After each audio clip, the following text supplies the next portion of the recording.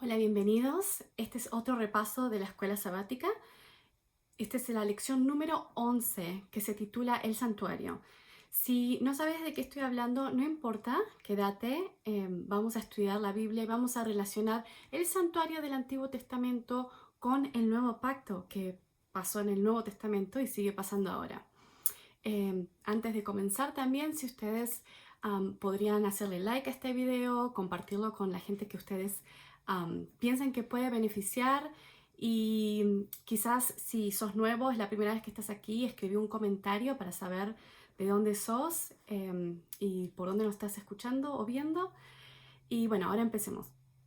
Padre Señor que estás en el cielo, te damos gracias por otra semana que nos has dado de vida. Gracias porque podemos estudiar tu palabra en libertad, porque podemos aprender más de ti. Y hoy queremos saber cómo el santuario se relaciona con este nuevo pacto y cómo se relaciona conmigo. Acompáñanos a cada uno donde quiera que estemos. En el nombre de Jesús. Amén.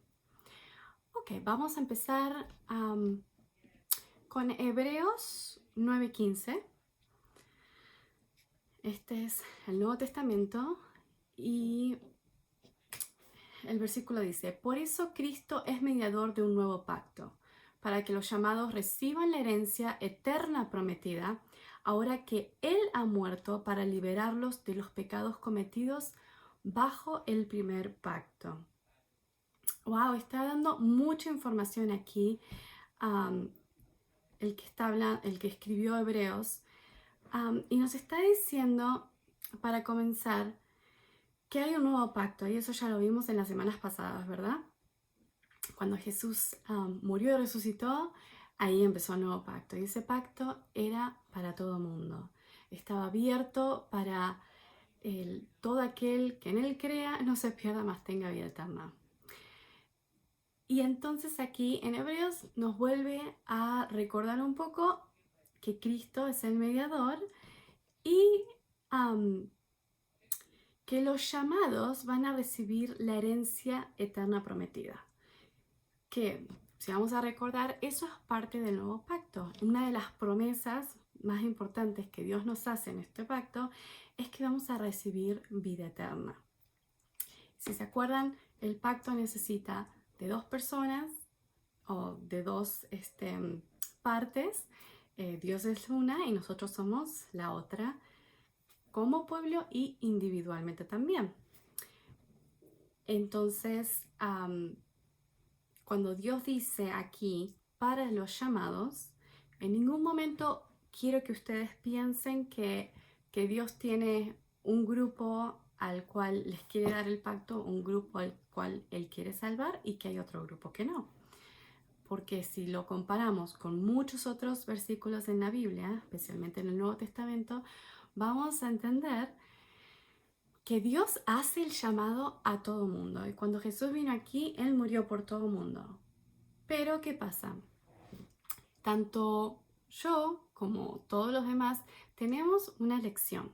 Podemos elegir si queremos seguir a Jesús, si queremos aceptar su muerte en la cruz, su resurrección y todo lo que quiere hacer en mi vida, o si decido vivir mi propia vida, tomar mis propias decisiones y no aceptar ese pacto. Entonces, aquí cuando dice los llamados reciban la herencia prometida, son aquellos que fueron llamados y que recibieron ese llamado. Espero que tú estés dentro de esos. Ahora que Él ha muerto para liberarlos de los pecados cometidos bajo el primer pacto. Entonces aquí es cuando se pone un poquito, ok, ¿qué es el primer pacto? ¿De qué pecados estamos hablando? Como dice, se necesitaba muerte, ¿verdad? Para que nos podamos liberar del pecado. Si se acuerdan, en el Antiguo Testamento, ahí empieza todo el rito en el Sinaí de lo que es el servicio sacerdotal, de lo que es el santuario. Dios pidió a su pueblo, y no lo pidió en el jardín del Edén, no lo pidió para Abraham, lo pidió en el Sinaí, y eso fue parte, como vimos en las semanas pasadas, del pacto del Sinaí. Y era importante estudiar ese pacto porque muchas de los simbolismos y muchas de las cosas que Dios pidió dentro de ese pacto o que pasaban dentro de ese pacto, ahora pasan en el nuevo pacto. A veces tomamos esto muy ligeramente y decimos, bueno, Jesús murió, resucitó, estoy salvado. O acepto la salvación, estoy salvado. Pero hay un plan de salvación, hay tantas cosas que Dios diseñó, hizo, está haciendo todavía, que vale la pena pararse un poco, estudiar y meditar qué es lo que está pasando, cómo es que realmente Dios me está librando de mis pecados, cómo esto se relaciona, porque si Dios se tomó el tiempo en el Antiguo Testamento para que su gente hiciera todo esto, para dar planos, para hablar y enseñar y volver a recalcar qué era lo que él quería, y después encima en Hebreos lo sigue comentando, entonces quiere decir que es importante para Dios y debería ser importante para nosotros saber qué es lo que está pasando. Si vamos a Levíticos 26, 11 y 12, que es también, Éxodo dice lo mismo, a veces Éxodo y Levítico hablan más o menos las mismas cosas. Dice, estableceré mi morada en medio de ustedes y no los aborreceré. Caminaré entre ustedes, yo seré su Dios y ustedes serán mi pueblo. Aquí Dios cuando les está hablando de hacer un santuario, Él dice que esa es su morada. Y quizás nosotros hoy en día pensamos, bueno, es como un templo, es como cuando nosotros vamos a la iglesia, a una sinagoga. Y sí, es verdad, el Espíritu de Dios ahí se entra, está con nosotros cuando vamos. Pero en el Antiguo Testamento Dios, la gloria de Dios bajaba al santuario, era físico, no solo espiritual, sino físico. Y cuando estaba la columna de fuego y la nube, que Dios estaba, su gloria estaba ahí, en esas manifestaciones naturales, bueno, que él hizo. Pero Él quería tener un lugar especial para habitar con nosotros. Él no quería ser ese Dios que está en el cielo y que nos mira a nosotros así abajo a la tierra. Así como pensamos muchas veces que Dios es un Dios que está pasándosela muy bien en el cielo y que no se relaciona con nosotros. Pero, por ejemplo, aquí, Dios no tenía que haber hecho nada de eso, pero Él decidió, porque Él quiere tener una relación con nosotros. Y Él quiere que nosotros seamos su pueblo. Él quiere caminar con nosotros. Bueno, hay otros textos que no los voy a mencionar ahora porque nos iríamos mucho de tiempo, pero si ustedes se acuerdan o si estudian un poquito de lo que pasaba en el santuario, en el pasado, cuando estaban los israelitas en el desierto, o si hay muchos judíos que siguen estas prácticas, había obviamente todo un sistema, pero en resumen, los pecados del ser humano, si uno había cometido un pecado, iba con un animalito, también podía ser un cordero, podía ser una paloma, todo también dependía de cuánto dinero tuvieras, ¿no? Porque Dios no te va a pedir algo que no podés dar, te pide algo conforme a lo que vos podés dar, ¿verdad? Entonces, no importa, la cosa es que había un animalito y ese animalito tenía que morir. Y esa sangre se hacía toda una ceremonia y era lo que, técnicamente, lo que ¿cómo se llama? Los pecados, ¿no? Les absolía los pecados de la persona. Entonces, todo esto era una ceremonia.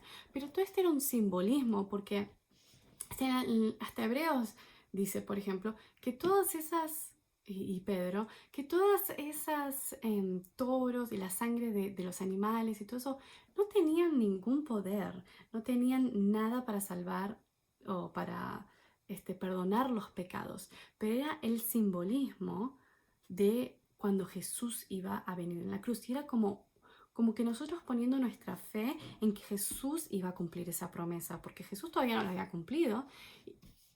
Jesús me podría haber dicho una cosa y podría haber hecho otra en el futuro, pero era también la fe que uno tenía de que Dios iba a cumplir su promesa. Entonces, mientras tanto, obviamente tenías que hacer algo.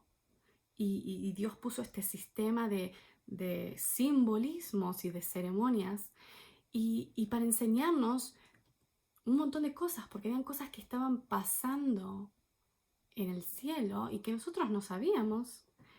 Y Dios quería que las viéramos aquí en la tierra.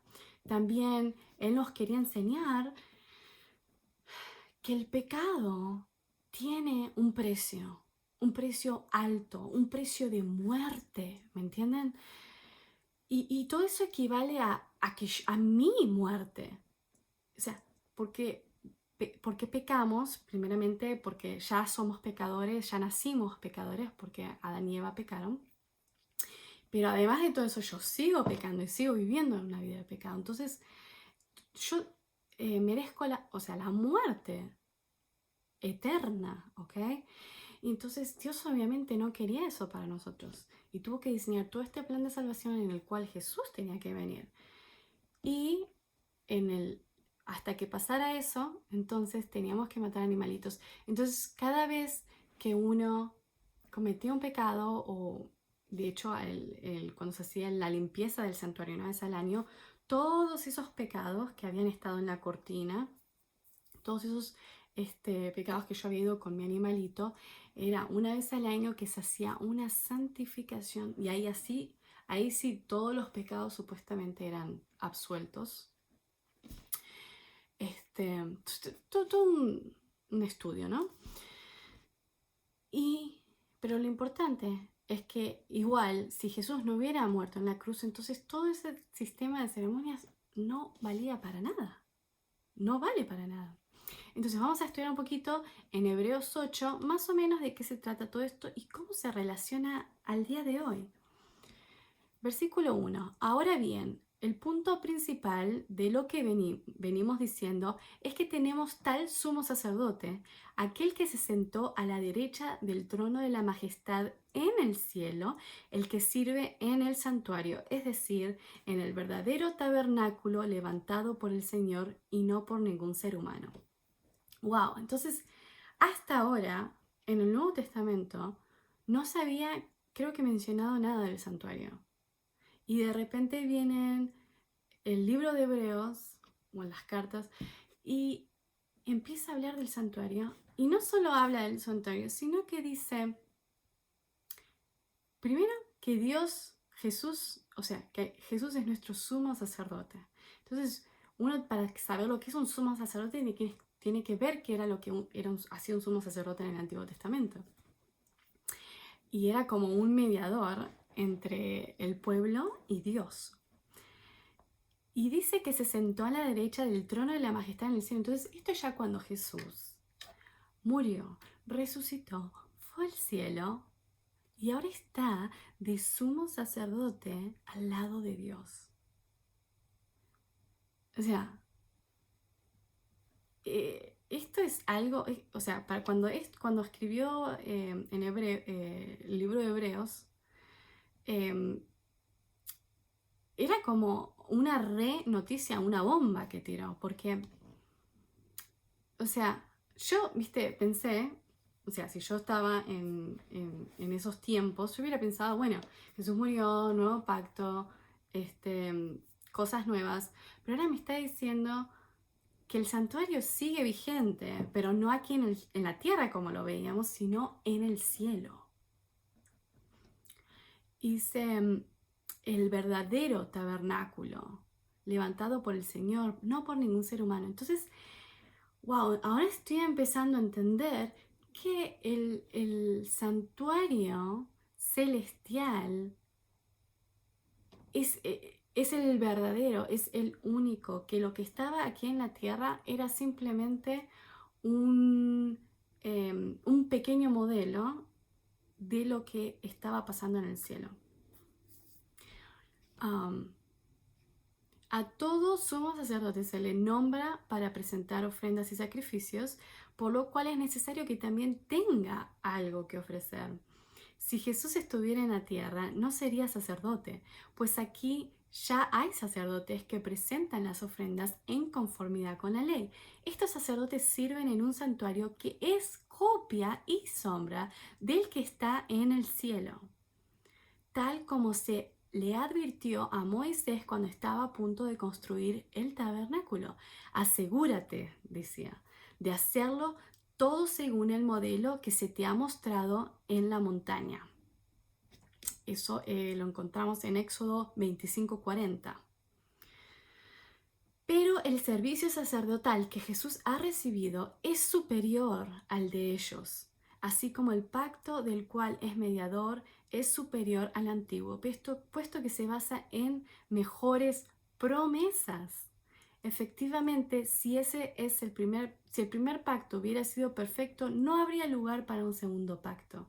Pero Dios, reprochándole sus defectos, bueno, y sigue hablando, y todos esos versículos que siguen ya los hemos visto en lecciones pasadas. Pero aquí lo importante es, wow, todo lo que pasaba en el sistema sacerdotal del pasado, ahora Jesús lo está haciendo, pero en el cielo. ¿Ok? Entonces, esto es re importante, porque es lo que está haciendo Jesús ahora. ¿Qué hacía un sumo sacerdote? Intercedía por los pecados del pueblo. En otras palabras, por tus pecados, por mis pecados. Jesús ahora está intercediendo porque nosotros seguimos vivos, seguimos pecando, seguimos aceptando a Jesús, seguimos rechazando, y Jesús está ahí advocando por nosotros. Entonces, yo, por ejemplo, el otro día estaba pensando, digo, wow, este Jesús se la rejugó con nosotros. Porque, primero, bueno, nos creo, ¿no? Después nos tenía que enseñar cómo hacer todo este sistema sacerdotal, cómo nos tenía que guiar, que mostrar todo para que Él tuviera todo preparado para llegar como un bebé. Después Él llegaba un bebé. Vivió toda una vida sin pecado que no habrá sido nada fácil. Nada fácil, porque imagínate, si el diablo te trata a vos de tentar para hacerte caer y perder un alma de ir al cielo, imagínate cómo tentó a Jesús, que era el que iba a salvar todas las almas para ir al cielo, ¿me entendés? Si a veces vos te sentís, oh, wow, cómo me ataca Satanás, cómo sabe mis debilidades y me trata de hacer caer y caigo, imagínate cómo habrá sido con Jesús. No te pienses que solo fue esa vez que estuvo en el desierto y lo tentó con 3 cositas. Eso habrá sido una constante pelea. O sea, Satanás estaba buscando constantemente cómo hacerlo caer. Bueno, Jesús entonces vivió toda su vida sin pecado. Después encima murió por nosotros, por los mismos que él estaba tratando de salvar, lo mataron. Jesús está en la tumba. Después dice la Biblia que bajó a los abismos de la tierra, qué sé yo, no sé qué pasó ahí. Resucitó. Pasó, bueno, con nosotros no importa. Y fue al cielo.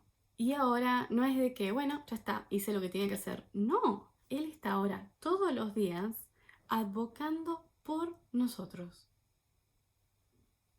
Jesús no tiene un solo recreo, no tiene ni 5 minutos para Él.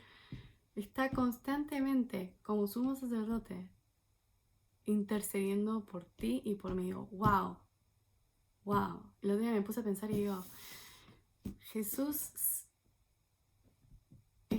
y nosotros a veces pensamos, Dios no piensa en mí, lo siento lejos a Dios, no creo que, no lo, está muy lejos. Está las 24 horas del día intercediendo por vos y por mí. Wow. Entonces, viste, es una hermosura entender todo esto de lo que es un sumo sacerdote, lo que es el santuario, de todo eso, porque no solo porque está pasando ahora, sino porque puedo entender más el carácter de Dios, lo que está haciendo ahora, cuánto me ama. A ver. Vamos a Hebreos 9:24. En efecto, Cristo no entró en un santuario hecho por las manos humanas, simple copia del verdadero santuario, sino que en el cielo mismo, para presentarse ahora ante Dios en favor nuestro. O sea, sigue hablando de lo que estamos diciendo, para que no digas, solo era un simbolismo en un texto o en uno de los versículos. No, Dios está en el santuario. Obviamente yo no creo, no sé, no quiero decir nada, no creo que sea físicamente que tenga las paredes y la cortina y todo eso, pero en simbolismo, en ceremonia, en lo que Él está haciendo, es el santuario de lo que hacíamos aquí.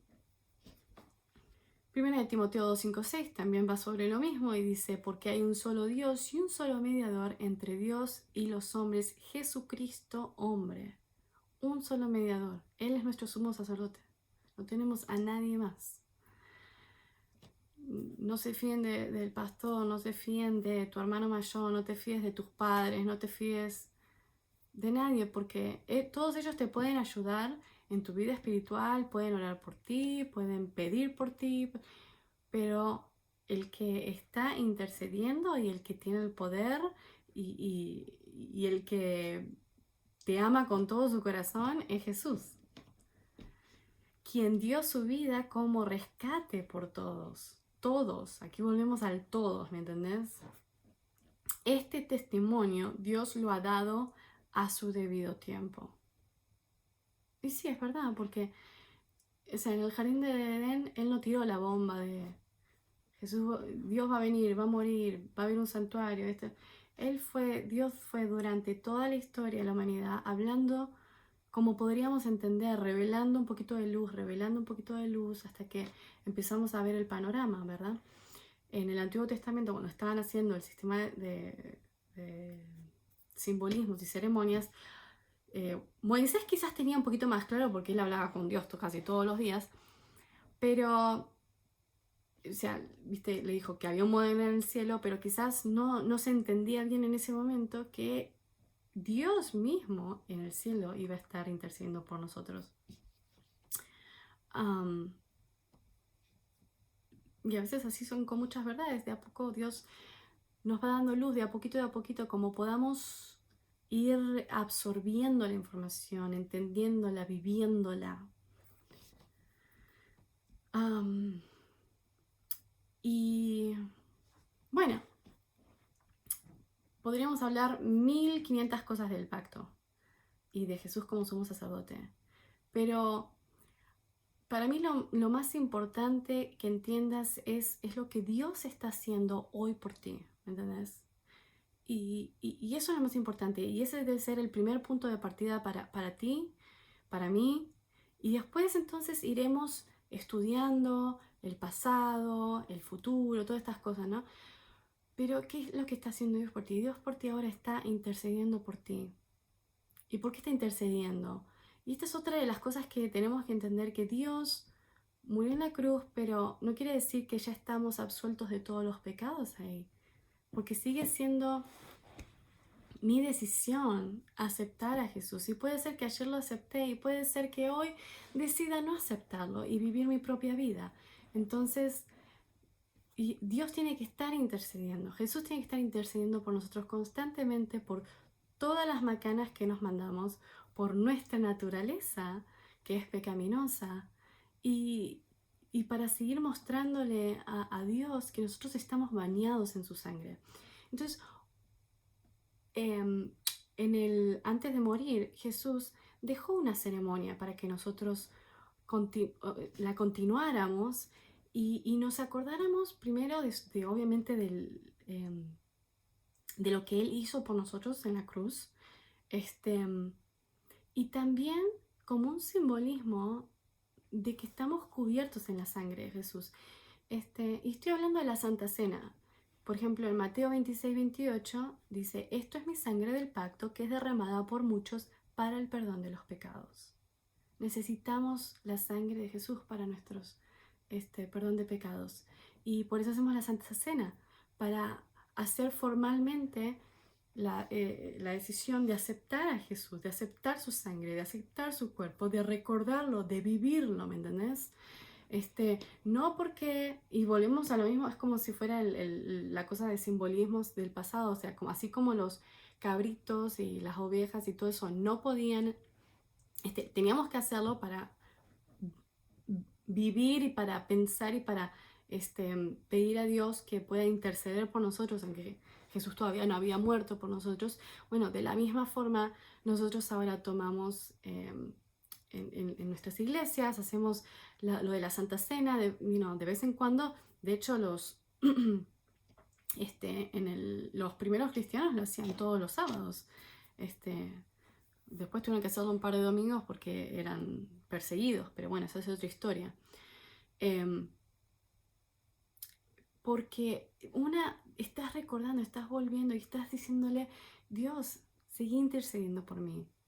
Quiero que tu sangre, pero no quiere decir que el pedacito de pan, y no quiere decir que la uva te estén limpiando tus pecados, o que sea la sangre de Cristo dentro de ti. Es otra forma de simbolismo, así como Dios usó en el pasado.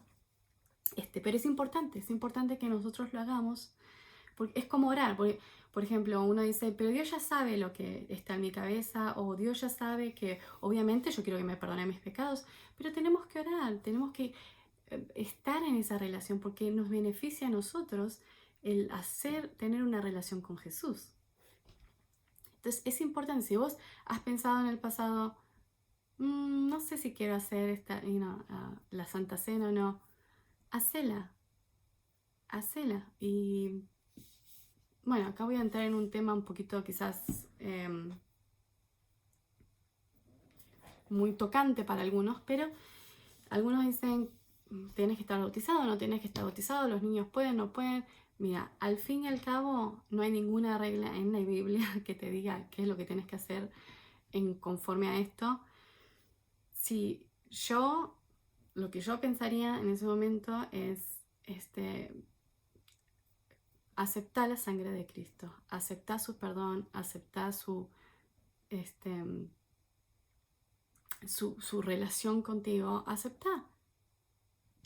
Si vos decís: no tuve una semana buena, hice cosas que no debería haber hecho, bueno, eso fue el día anterior, los días anteriores, horas antes, pero en ese momento vos estás tú querés hacer un pacto con Jesús de que Él venga, te limpie y siga intercediendo por ti.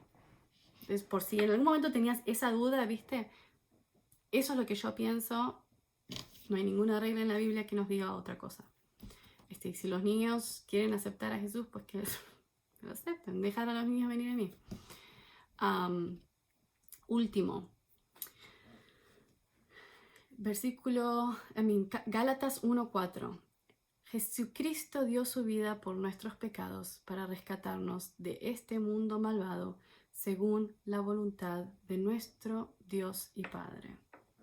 Si en algún momento tenías una duda, si pensás que Jesús es el bueno y Dios es el malo y está ahí mirándonos dónde vamos a pecar, y Jesús está ahí tratando de ayudarnos, dice que la voluntad de nuestro Dios y Padre es de que Jesús viniera a rescatarnos. Él, igual que Jesús, nos ama, nos quiere, es parte de este plan de salvación.